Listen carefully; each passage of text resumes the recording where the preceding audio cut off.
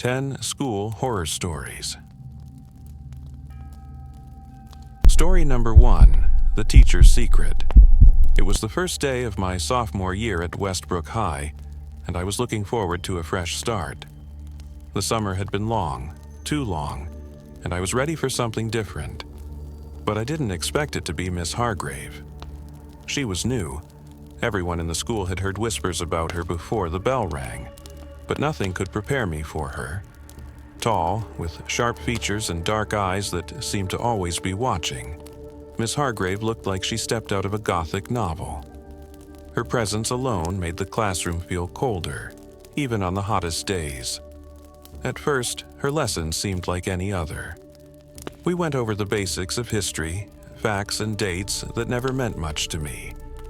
But soon, things started to change. Miss Hargrave's passion for the subject grew, darker. She would spend entire periods talking about the school's past, about its founding, its original headmaster, and the strange disappearances of students that had happened decades ago. It was as though the past was alive to her, and she wanted to drag it into the present. Her assignments grew more unsettling. One day, she handed us a stack of old letters, the kind of brittle, yellowed paper that smelled like dust. "Read these," she instructed, her voice a low, melodic whisper. "These letters are from former students who once sat where you are now. They have stories to tell." But as I read, I started noticing something strange. The letters weren't just stories, they were accounts of horrors. Students disappearing without a trace. Strange rituals performed in the school's hidden corners. Whispers of something. Evil that had been buried beneath the school for years. And the further I read, the more I felt as if the walls were closing in around me. One afternoon, curiosity got the best of me. I stayed after class, lingering behind when everyone else had left. The classroom was empty, save for Miss Hargrave, who stood by the window, staring out into the distance. "Miss Hargrave," I asked, trying to keep my voice steady, "why do you focus so much on the school's history?" She turned to me slowly, a smile curling at the edges of her lips. "You don't understand yet, do you?" Her voice was soft, almost like a lullaby. The past is always present. We're all connected, bound by the things we don't remember. I didn't know what to make of it, but something in the way she said it sent a chill down my spine. She wasn't talking about history. She was talking about something much darker. As the weeks went by, I couldn't stop thinking about what I'd read. The stories seemed to bleed into my dreams, and I began to see figures, shadowy, indistinct forms lurking in the corners of my vision, always just out of reach. And every time I saw one, I heard Miss Hargrave's voice, urging me to listen to the past. One night, unable to shake the feeling that something was terribly wrong, I dug deeper into the school's history. I found an old yearbook from the 1920s in the library, pages yellowed with age and filled with pictures of students long since forgotten. And in the margins, I noticed a name I recognized from the letters Miss Hargrave had given us: Eleanor Kane. Eleanor Kane had been one of the first students to disappear under mysterious circumstances, her name quickly erased from all records. But there was more. I found an article buried deep in the school archives, hidden behind layers of dust. It described a tragic fire that had swept through the school decades ago, one that had killed several students. It was blamed on an accident, but the more I read, the clearer it became. The fire had been no accident, and there, in the final paragraph, was the key. A reference to a ritual that had been performed by the school's founders to bind the spirits to the school. A ritual that had gone horribly wrong. Eleanor Kane was said to have been the last to volunteer for the ritual before she vanished. The realization hit me like a punch to the gut. Miss Hargrave wasn't just obsessed with the past, she was trying to bring it back. The rituals, the strange assignments, the way she spoke of the spirits. It was all a plan to resurrect them, to bring back the lost students, the ones who had never truly left. The next day in class, Miss Hargrave was different. There was a strange gleam in her eye, and the room felt colder than ever. She handed out new assignments, and this time, there was no history lesson. Only one thing, a set of instructions. "Tonight," she said, her voice low and thrilling, "you will all come to the school after dark, and we will complete the ritual." I knew I had to stop her, but I couldn't. I didn't know how. That night, as I walked through the halls of Westbrook High, I heard the whispers of those long-forgotten students. I could feel their cold hands brush against me as they passed by, lost souls trapped in a cycle they couldn't escape.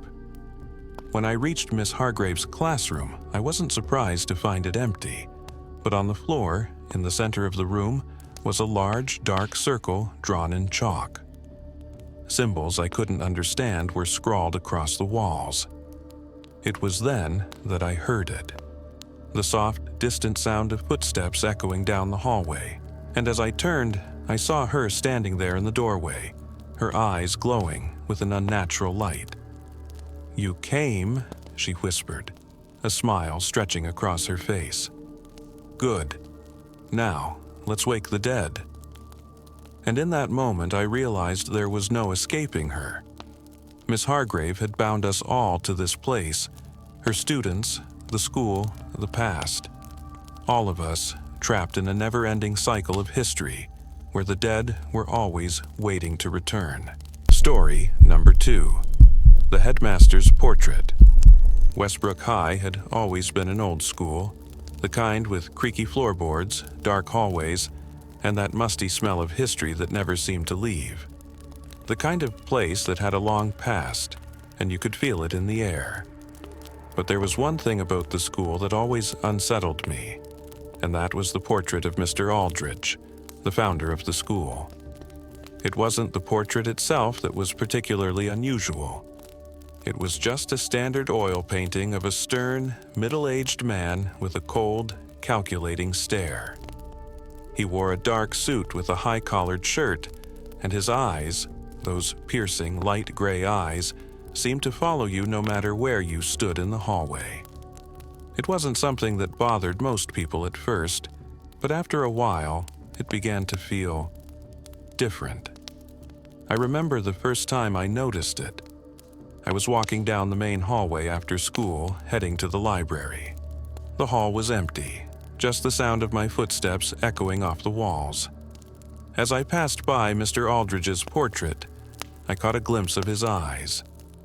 For a second, I thought I saw them move. I stopped in my tracks and stared. The portrait was exactly the same, but the feeling in my chest, a cold, crawling sensation, told me that something wasn't right. I brushed it off, telling myself I was just being paranoid. But as the days went on, it started happening more often. I'd be walking past, and I could swear Mr. Aldrich's gaze would shift ever so slightly, following my movements. At night, the school would be quiet, too quiet, and I would hear something faint, almost like a whisper, coming from the hallway where his portrait hung. It wasn't until my friends and I started talking about it that we realized we weren't alone in feeling it. Kara, who sat next to me in history class, was the first to mention it. "Have you guys heard the noises coming from the hall at night?" she asked one day. I swear, I heard whispers near Mr. Aldrich's portrait last week. At first, I thought she was joking, but when Brian and Sam, 2 other students in our grade, said they had noticed the same thing, I started to get nervous. We all decided to investigate. After all, it couldn't just be some coincidence, right? The next evening, we snuck into the school after hours. The janitor had already left, and the halls were empty, dark, and foreboding. We stood in front of the portrait, staring up at Mr. Aldrich's painted face. The whispers were there again, faint at first, then growing louder the closer we got to the painting. My heart raced as I reached out and touched the frame. It was freezing to the touch, like the chill of an old grave. And that's when we noticed something strange. There was a small, almost imperceptible crack in the wall beneath the portrait. At first, I thought it was just the settling of the old building, but Kara's eyes widened as she looked closer. "What's that?" she asked, pointing. We ran our fingers over the crack, and it slowly began to widen, revealing a hidden compartment within the wall. I pulled away some loose plaster, revealing a small, dusty box. Inside, there were old papers, yellowed with age. As we read the papers, our blood ran cold. They were old-school records, but the names written on them weren't familiar. They were students who had gone missing. Students who had disappeared under strange circumstances over the decades. The most disturbing thing, however, was the final entry. It was a letter written by Mr. Aldridge himself. "The wall shall be my prison, and the souls of the guilty shall remain within its confines for eternity. They will be my prisoners, locked away in these walls forever, to do with as I please. The portrait shall watch over them, and no one shall ever know the truth." The letter ended abruptly, and the last words were barely legible. But it was clear what had happened. Mr. Aldridge wasn't just a school founder, he was a monster. He had used his position to imprison students in the very walls of the school, trapping their souls within the structure itself. The portrait wasn't just a painting. It was a gateway to the prison where their spirits were kept.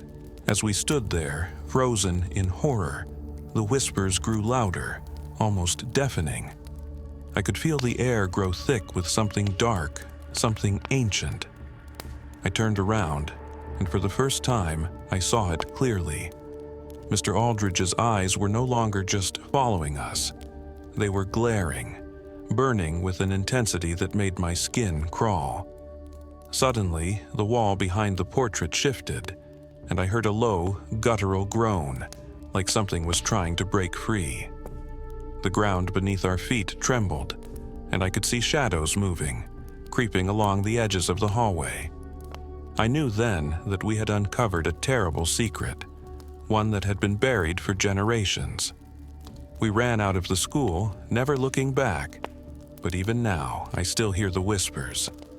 Every time I pass the portrait, I can feel Mr. Aldridge's gaze on me, colder than ever. And I know that somewhere, in the walls of that old building, the spirits of his victims are still trapped, waiting, watching, longing for freedom. But they will never be free. Not as long as the portrait of Mr. Aldridge hangs in that hallway, holding their souls captive forevermore. Story number 3. The Cursed Yearbook. I wasn't one to believe in curses. I figured they were the stuff of superstition, things people whispered about to explain the unexplainable. But that was before I found the yearbook. It was tucked away in the back of an old secondhand store, wedged between dusty, forgotten books that no one cared about.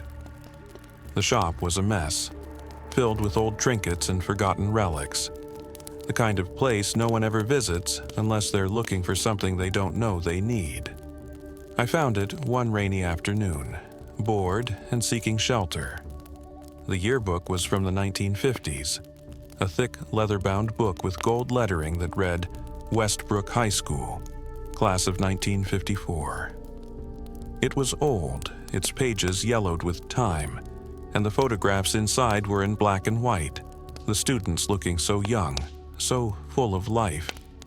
They all stared back at me, frozen in time. I thought it would make a neat addition to my collection of oddities, so I bought it for a couple of bucks and took it home, not thinking much about it. That night, as I flipped through the pages, something caught my eye. The first thing I noticed was a small note written in the corner of one of the photos. "Gone too soon. Airete torlairete aimbati ainde." I brushed it off as some sort of sentiment, maybe a classmate who had passed away after graduation. But as I turned the page, the notes started to appear more often. Died in a car crash. Found in the river. Disappeared without a trace. The names were all familiar.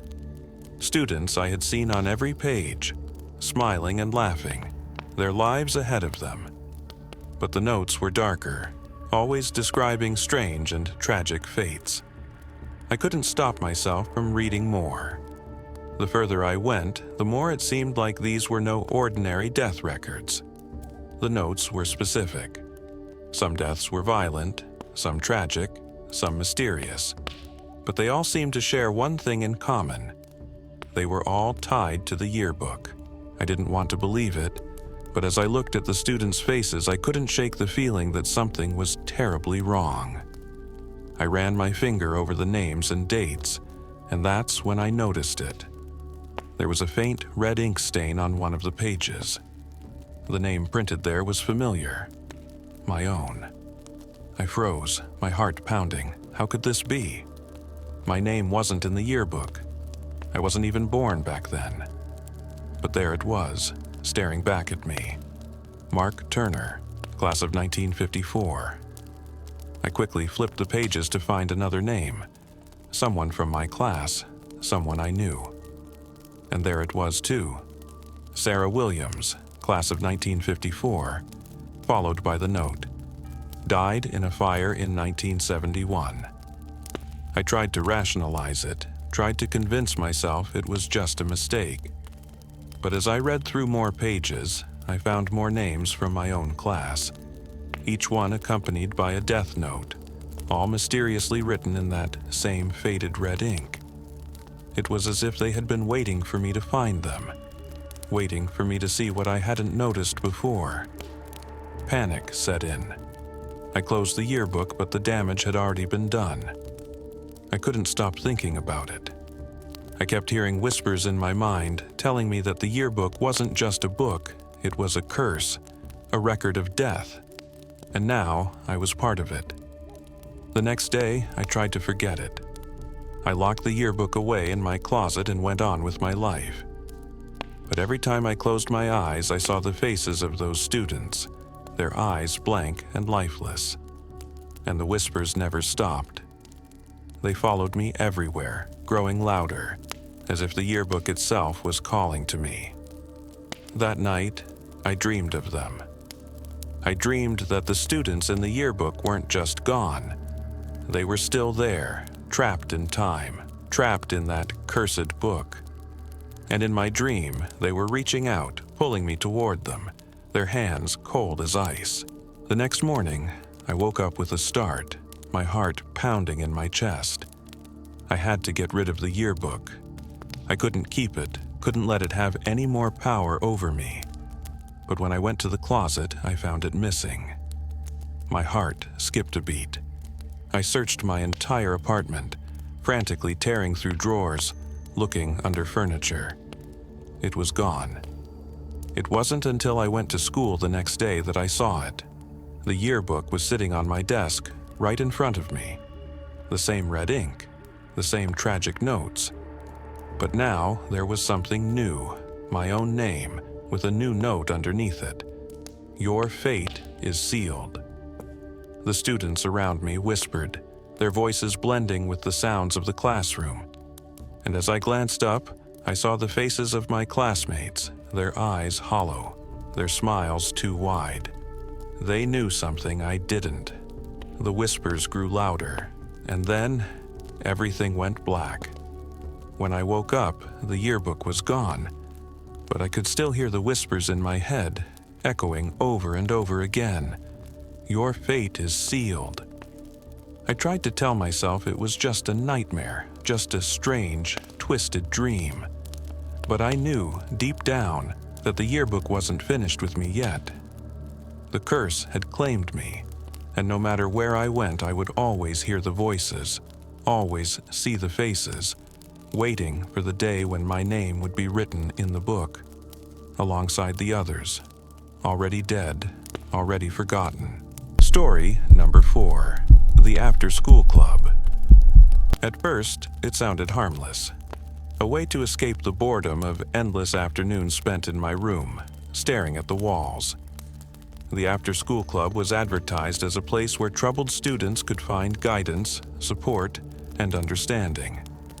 Most of us, struggling to get by with the weight of school and personal issues, thought it could be just what we needed. The flyer said it all. Come join us after school for help with whatever's on your mind. Together, we'll find the answers.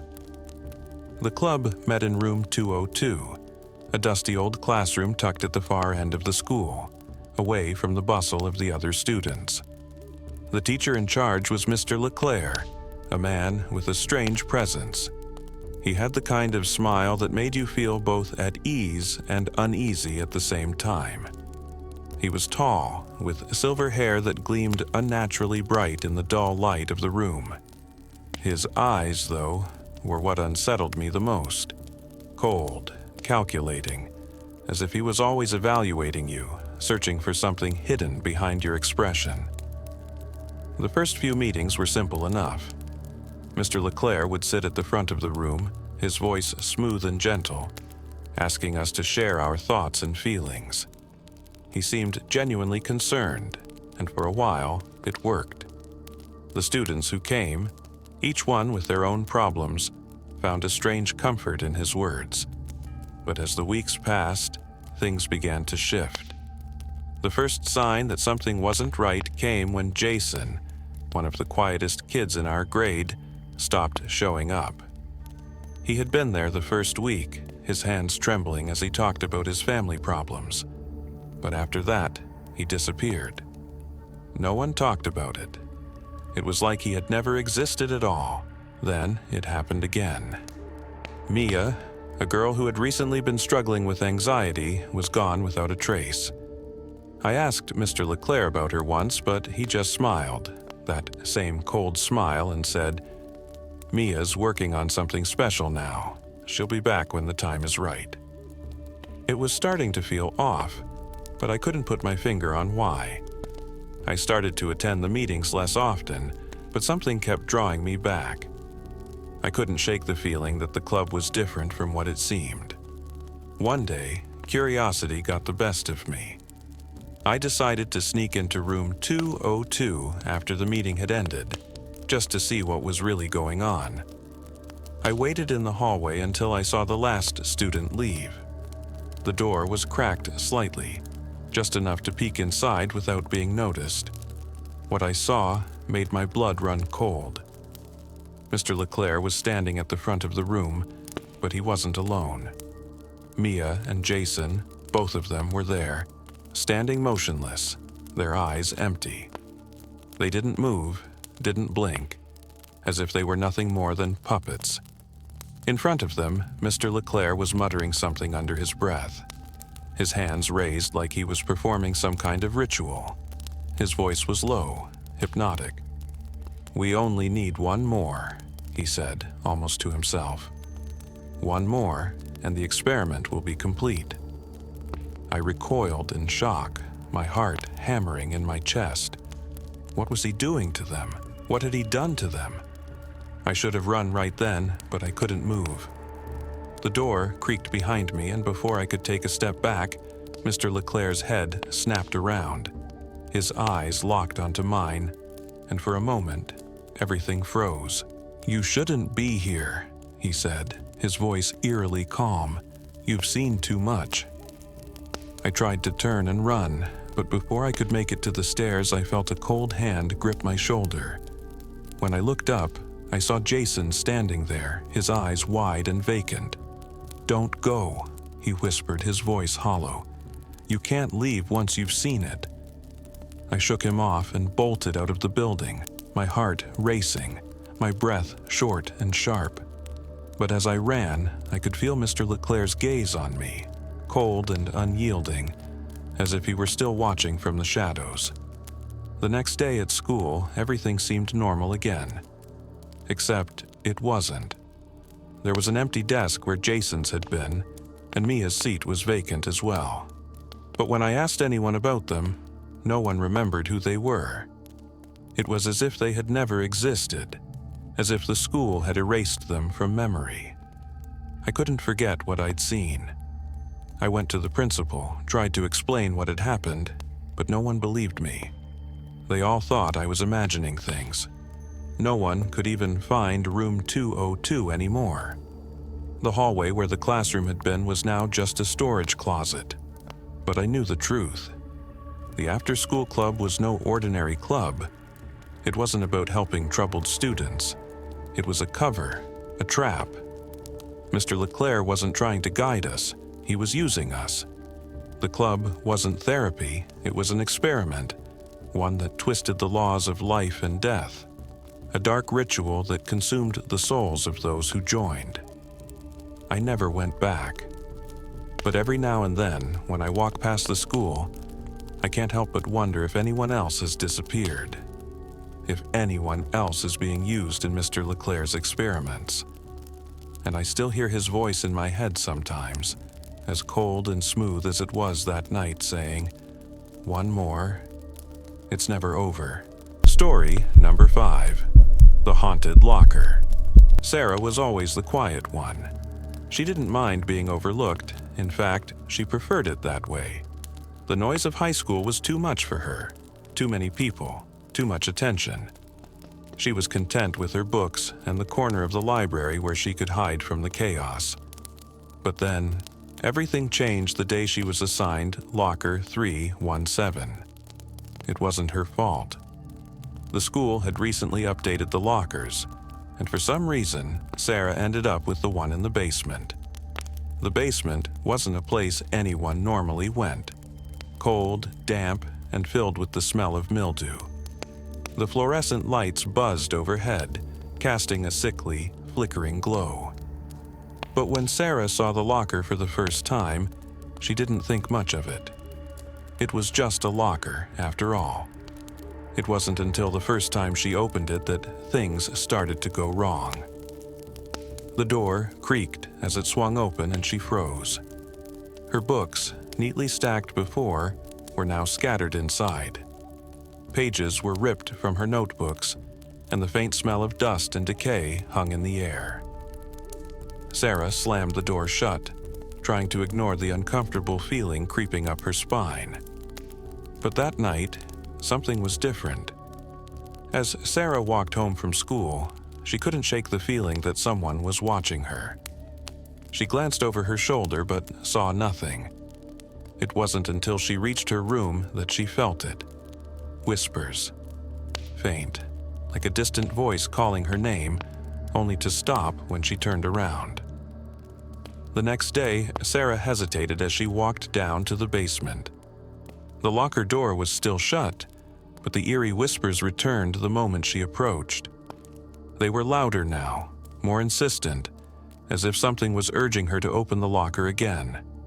She tried to ignore it, but her curiosity got the better of her. With a hesitant hand, she reached for the latch. When she opened the door, her stomach churned. This time, the locker was different. The walls were covered in scratches, deep gouges as though something had been clawing at the metal from the inside. The books inside were all wrong, their pages torn and curled as if they had been handled by something frantic, desperate. At the very back of the locker, Sarah noticed something she hadn't before. A photo.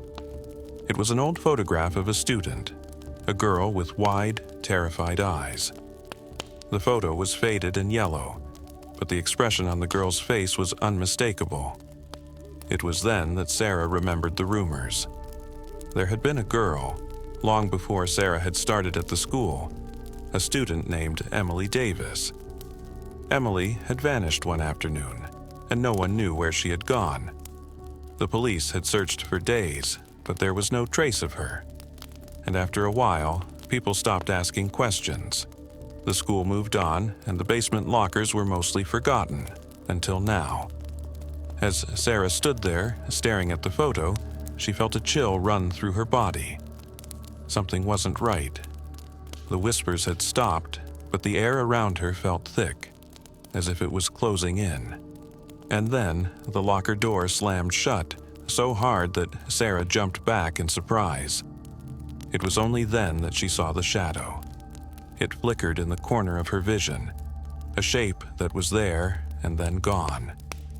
But when Sarah turned, it was standing there, right in front of the locker, Emily Davis, her hollow eyes locked onto Sarah's with an intensity that made her blood run cold. She opened her mouth, but no sound came out. Sarah could feel the spirit's rage, its desperation radiating from her. "Get out!" The whisper wasn't from Sarah's own mind. It came from the spirit, a voice that crawled under Sarah's skin. The spirit's hands reached for her, its fingers cold as ice. But when Sarah stepped back, the shadow seemed to retreat into the darkness of the basement, leaving only the sound of her frantic breathing in the silence. Terrified, Sarah ran. She didn't stop until she was home, locking her bedroom door behind her. But the image of Emily's eyes haunted her, chasing her even as she closed her eyes to sleep. The next day, Sarah couldn't stay away. The whispers pulled at her, and despite her better judgment, she returned to the locker. This time, when she opened the door, the picture of Emily was gone, replaced by something far worse. A note scrawled in jagged, frantic handwriting. "You shouldn't have opened it. Now, you're mine." Sarah slammed the locker door and backed away, but she knew it was too late. She couldn't escape. No one could. That afternoon, Sarah disappeared from school. Her friends searched, the teachers asked questions, but just like Emily before her, there was no trace. The locker remained in the basement, its door creaking open in the dark, waiting for the next student to stumble upon it. Some say that if you stand near locker 317 late at night, you can hear the whispers.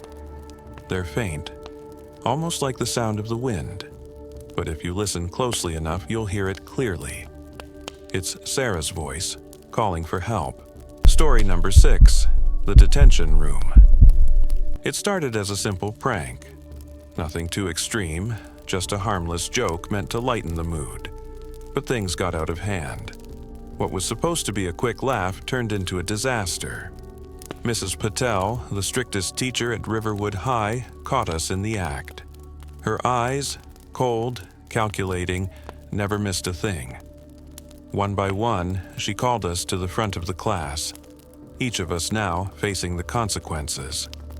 "All of you," she said with that terrifying calmness, "are getting detention. After school, all of you." We weren't scared. Detention was the worst punishment at Riverwood, but it was something we could handle. No big deal, right? But when we arrived in the detention room, things quickly started to feel wrong. It was an old, forgotten part of the school, tucked away in a long hallway no one ever went down. The room itself was small, the walls lined with peeling paint, and the flickering fluorescent lights above made everything feel cold. It didn't seem like the kind of place that should even exist in a modern school. Mrs. Patel wasn't there when we entered. We expected her to show up any minute, but the minutes stretched into an hour, then 2, and still nothing. At first, we laughed it off. It was just detention. No big deal, right? But as the hours wore on, things started to change. The room shifted. The air grew heavier, the shadows deeper. We could feel the walls closing in on us, as if the room itself was alive, watching, waiting. And then it began. Tommy, the class clown, was the first to notice something wasn't right. He'd been pacing around the room, making sarcastic comments to break the tension. But when he stopped by the window and looked out, his face paled. "Guys, you need to see this," he said, his voice trembling. We crowded around the window. Outside, the school grounds were covered in a thick, unnatural fog. It wasn't like anything we'd seen before. The world outside seemed distant, unreal. "Probably just a storm rolling in," said Amanda, trying to sound confident. She was the smart one in our group, always trying to keep things logical. But then, the whispers started. Soft at first, just on the edge of hearing, like someone talking behind us. We turned to look, but the room was empty.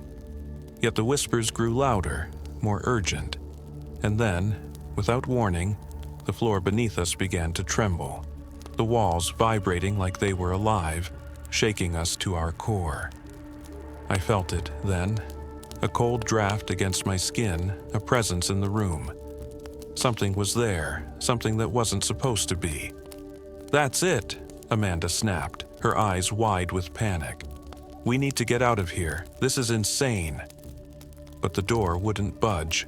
No matter how hard we tried, it was locked, jammed shut, as if the room itself was trapping us inside. And then the air changed. It felt thick, heavy with a presence that made my skin crawl. The whispers turned into voices. One by one, the voices spoke directly to us. Each of us heard different things that no one else could hear. Tommy was the first to break. "I'm sorry, I didn't mean it. Please, just let me go." His voice was desperate, panicked, and we all watched in horror as the room seemed to warp around him. The walls stretched, closing in on him, and then, just like that, he was gone. Disappeared, without a trace. Amanda screamed. "Where did he go? What's happening?" The room was still, deadly still. But now, it felt different. The voices grew louder, filling the air with terrifying clarity. We each heard them, whispering our worst fears, dredging up memories we'd buried deep inside ourselves. I heard my father's voice, the one that used to yell at me when I was younger. "You'll never be good enough. You'll always fail." I turned to look at the others, but their faces were twisted, contorted in fear. It was like they were seeing something I couldn't, something that was pulling them deeper into their own personal hell. In the corner, Amanda trembled, her eyes wide in terror. I can't do this. I'm sorry." She was no longer talking to us, but to herself, her voice cracking. Suddenly, her body jerked violently, like she was being pulled toward the wall. The whispers around her grew louder, and in a horrifying flash, she was dragged into the shadows, vanishing without a trace. Now, it was just me. The room was closing in, the air was suffocating, the whispers turned into screams and I couldn't escape them. They were inside my head now, louder than ever. I knew I had to get out, but the door was still locked. There was no escape. The room twisted around me, warping the walls, stretching the floor, bending everything until I couldn't tell where the room ended and I began. The room had become a nightmare, and I was trapped in it. And then I saw her. Mrs. Patel stood in the corner, watching me with that cold smile on her face. But her eyes were different. Empty, like she wasn't human anymore. "This is the punishment," she said softly, almost lovingly. "The room takes what it needs. It feeds on your fear, and now it has you." And I understood then. The detention room wasn't just a punishment.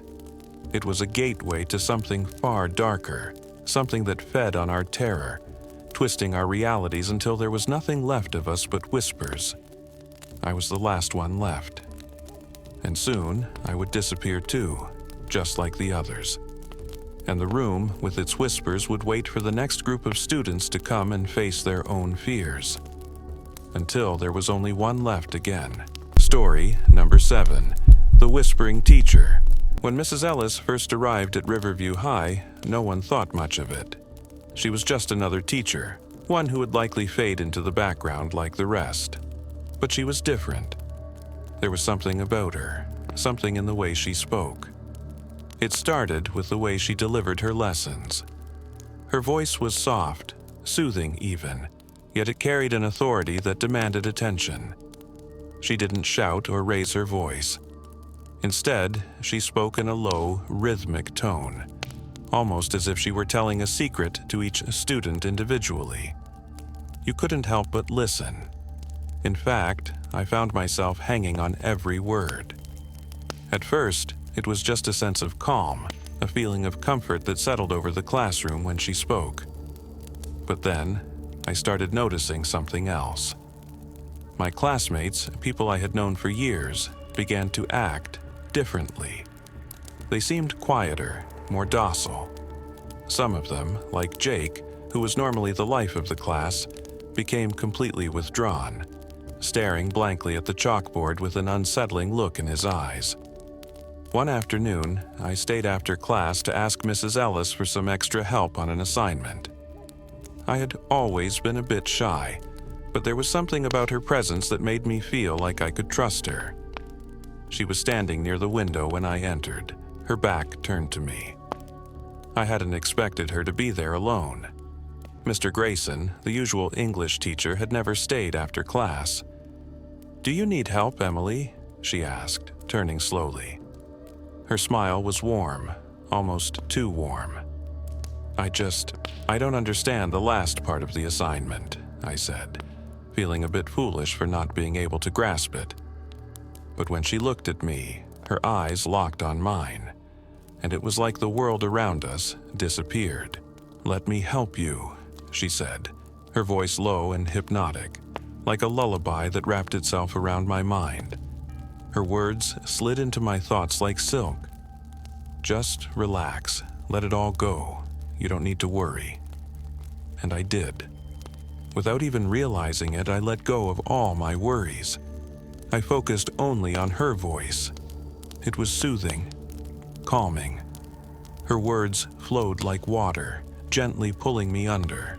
For a moment, I couldn't think about anything else but her. I felt as if I had no choice but to obey, to listen, to do exactly what she told me. When the bell rang, I snapped out of the trance, my heart racing. Mrs. Ellis was still standing there, smiling as if nothing had happened. I quickly grabbed my things, confused and unsettled. What had just happened? The next day, I noticed something odd. More students were acting strangely. Jake, who had always been quick to laugh, now sat silently in class, his gaze fixed and unblinking. Rachel, who had always been bubbly and outgoing, had become eerily quiet. And they weren't the only ones. More and more of my classmates seemed to slip into a dazed, trance-like state during Mrs. Ellis's lessons. They were still physically present, but their eyes, their expressions, everything about them had changed. It wasn't until I overheard a conversation between two of my friends that I began to understand what was really happening. "I don't know how to explain it," Emma whispered to Ben in the hall. "I feel like I can't think for myself anymore. When she speaks, it's like I'm not in control of my body. I just do whatever she says." Ben, who had always been a skeptic, seemed genuinely frightened. "It's like she's got some kind of hold over us. I thought I was just imagining things, but I don't think we're the same. None of us are." That was when I realized what was happening. Mrs. Ellis wasn't just teaching us English. She was using her voice, her words, as a tool to control us. Her voice, that soothing, hypnotic cadence, wasn't just calming us. It was taking away our free will. We were becoming her puppets, bound to her every command. I had to confront her. I couldn't let it continue. But when I went to speak with Mrs. Ellis after class, I found that I couldn't. It was as if her presence had an invisible barrier around it, one that kept me from speaking. Her gaze fell on me, and I felt a cold chill run through my body. Her smile widened. "Emily," she whispered, her voice soft, too soft. "You know, you're more sensitive than the others. You can feel it, can't you? The power of my words. You want to obey. You want to please me." The words wrapped around my mind like chains. I could feel my body tense, as if I was fighting to keep control, but it was slipping away. She was right. I wanted to obey her. It was easier than thinking, easier than fighting. It was the only way to feel calm in her presence. But then, a part of me fought back. A tiny part of my mind screamed out for me to resist, to break free. I snapped out of the trance, pushing her words away, as if breaking free from a spell. "No," I whispered, shaking my head. "I won't let you do this to us." Her smile faltered for just a second, and I saw something flash in her eyes, a glint of cold fury. "You think you can resist?" she said softly, almost mockingly. "You're already mine, Emily, you all are." With that, she turned and left the room, her voice fading behind her. I felt the weight of her words lingering in my mind, like an echo I couldn't escape. I knew then that Mrs. Ellis wasn't just a teacher. She wasn't human. She was something far darker, something that used words as a weapon to control minds, to steal free will, to bend people to her will until they were nothing but empty shells. And I feared that soon, the entire school would be hers, lost to her whispers. And I had no idea how to stop it.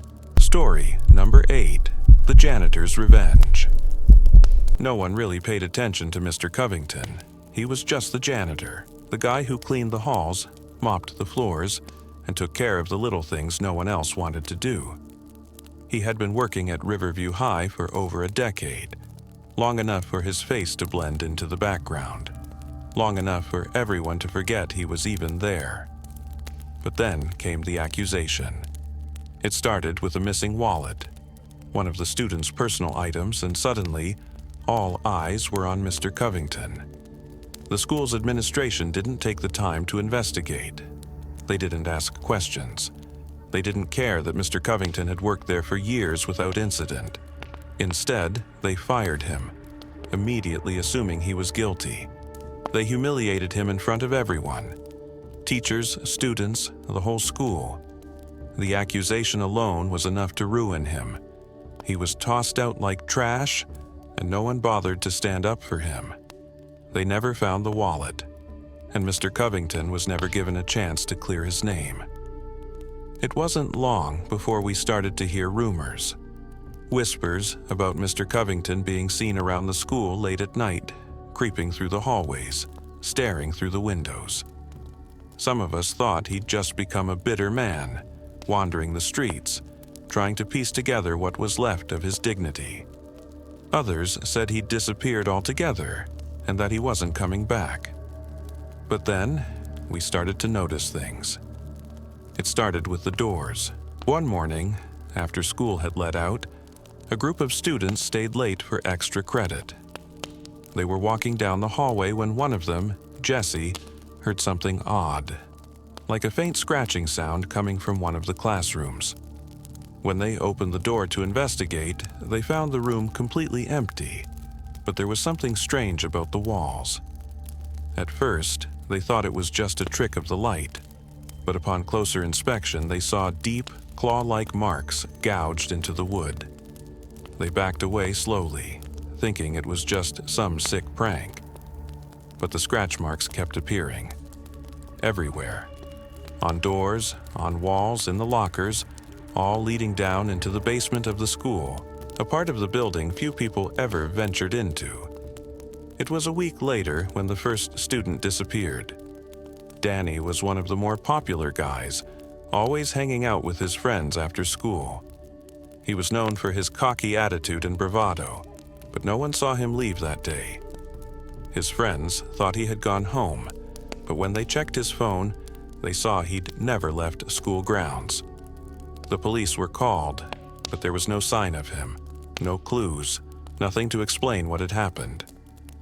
The next day, more students started to notice things missing. Their personal items, pens, notebooks, even lunch bags, started turning up in the most bizarre places. Locker doors were left ajar, even though they had been locked just hours earlier. It was like something, or someone, was tampering with everything. Then it happened again. The second student, a quiet girl named Lisa, was found in the hallway, unconscious, her face pale, her eyes wide with terror. She couldn't speak when they tried to wake her up, but when they finally got her to say something, her words were chilling. "It's him. He's back." She couldn't explain what she meant, but we all knew who she was talking about. Mr. Covington. The whispers started again, but this time they weren't just rumors. People started to talk about how the old janitor had been seen wandering the hallways at night, lurking in the shadows, moving silently, as if he knew every inch of the school. Some students said they saw him standing behind the doors, watching them with cold, empty eyes. And that's when we all realized something. Mr. Covington wasn't the man we once knew. Something had changed. The truth came out one night when a small group of us decided to investigate. We'd heard the stories about the old hidden passages beneath the school, the tunnels that led from one side of the building to the other, known only to a select few, mostly maintenance staff over the years. We knew the school was old, but we didn't know just how deep the secrets went. We found the entrance to the basement passage hidden behind a closet in the janitor's old supply room, the one he used to clean. The door was locked, but it gave way with a little force. It was dark inside, but we had flashlights and we went down. The air was damp, thick with the smell of mildew and something else. Something foul, like rotting wood. As we crept further down the narrow, winding corridor, we started to hear strange noises. Scraping, thudding sounds from somewhere up ahead. Then we saw him, Mr. Covington. But he wasn't the man we remembered. His clothes were torn, his face gaunt and hollow. His eyes, those eyes were wide, unblinking, filled with something feral, something animalistic.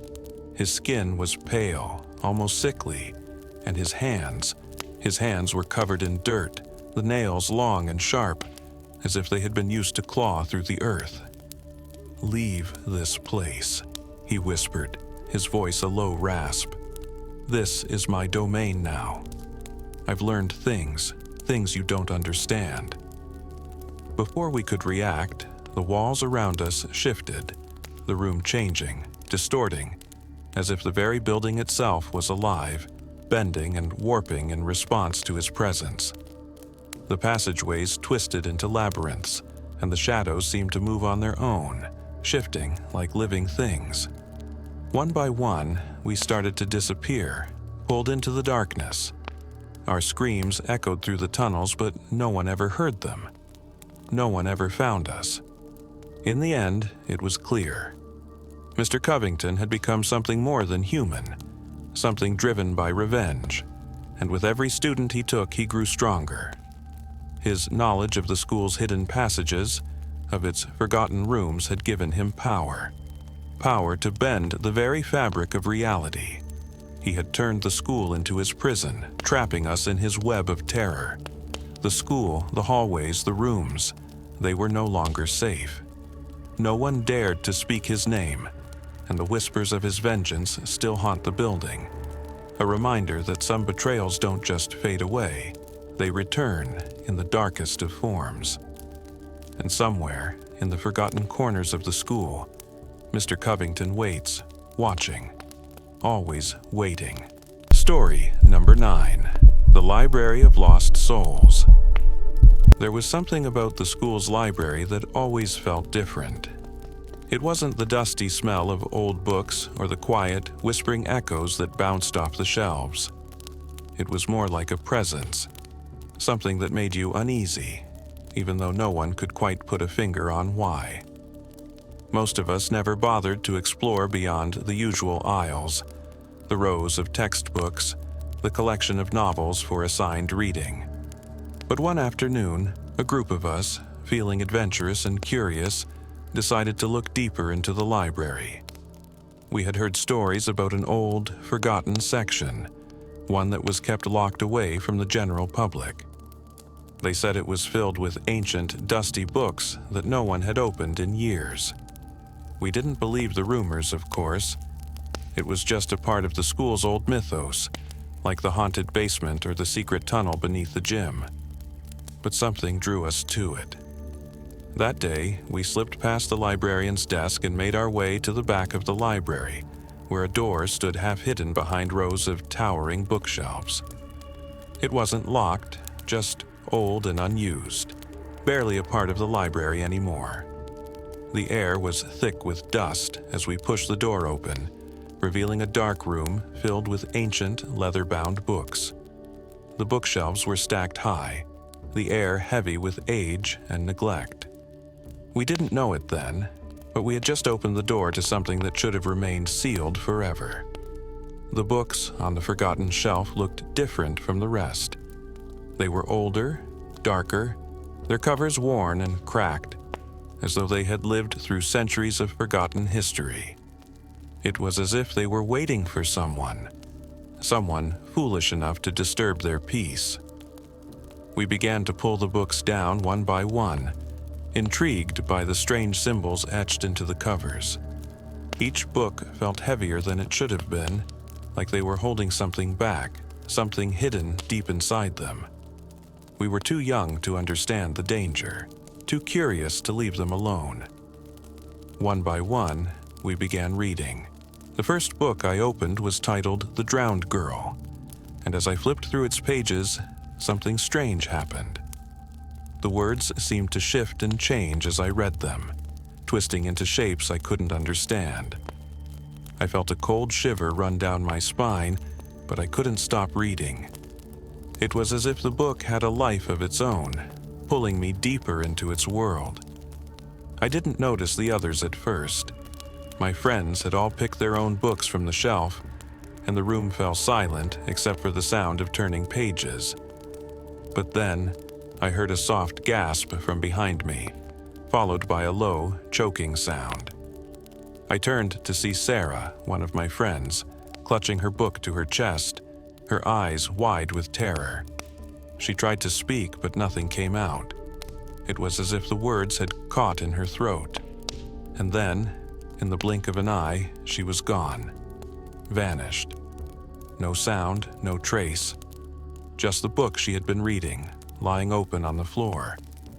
I jumped up, calling her name, but there was no answer. The library felt suddenly colder, darker, as if the shadows were closing in on us. My other friends were staring at their books, their faces pale, their bodies frozen in place.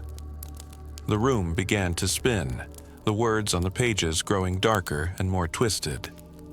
One by one, the stories we read began to spill out into reality. The library seemed to stretch and bend, warping into the worlds described in the books. The walls closed in on us, the air growing heavy with an unnatural pressure. The room wasn't a room anymore. It was part of the stories. It was alive, and it wanted us to be part of it. I grabbed the nearest book, The Hollow Man, and tried to tear through its pages, hoping it would stop the madness. But it didn't. The story didn't end. It kept going, pulling me in further, dragging me into a world I couldn't escape. I saw the shadows twist into faces, ghosts of those who had read these books before us. They were trapped in the stories, lost souls who had never escaped. "Get out!" someone shouted. I couldn't tell who. "Stop reading. Don't let it take you." But it was too late. The library had claimed us. Each of us was caught in a different world, each story pulling us deeper into its grip. We became part of the library's collection, just like the books we had read. Our bodies were still in the library, but our minds were trapped inside the pages. We were becoming the next lost souls, forever bound to the words we couldn't escape. The last thing I remember is the sound of the door slamming shut, trapping us in that cursed place, our screams muffled by the thick silence of the library. If anyone finds this story, don't make the same mistake we did. Stay away from the forgotten shelf, the books with their ancient, twisted covers. The library is waiting for its next reader, and once you open that door, once you read those words, you might never come back. Story number 10, The Midnight Bell. Every year, without fail, it happens. The bell rings at midnight. It's not a regular bell, it's not even part of the school's normal system. This bell comes from nowhere, and it rings only on the eve of the school's anniversary. The first time I heard it, I thought it was just some kind of odd Halloween prank, an old school tradition or something people like to pretend was spooky. But when the bell rang again the next year, I started to wonder if something more was at play. The school's anniversary had always been a quiet affair, students gone for the weekend, teachers keeping to themselves. But on that night, as the clock hit midnight, it rang. Just one long, slow toll that seemed to stretch through the halls of Riverview High. At first, it was eerie, but it wasn't until the third year that I realized something was wrong. I was in the library that night, staying up late to study for a test I had neglected. The sound of the bell echoed through the empty halls. At first, I ignored it, but then I noticed something strange. The air grew colder, the light from the overhead lamps flickered, and a sudden wave of unease washed over me. I looked up from my books and saw the shadow of a man standing in the doorway.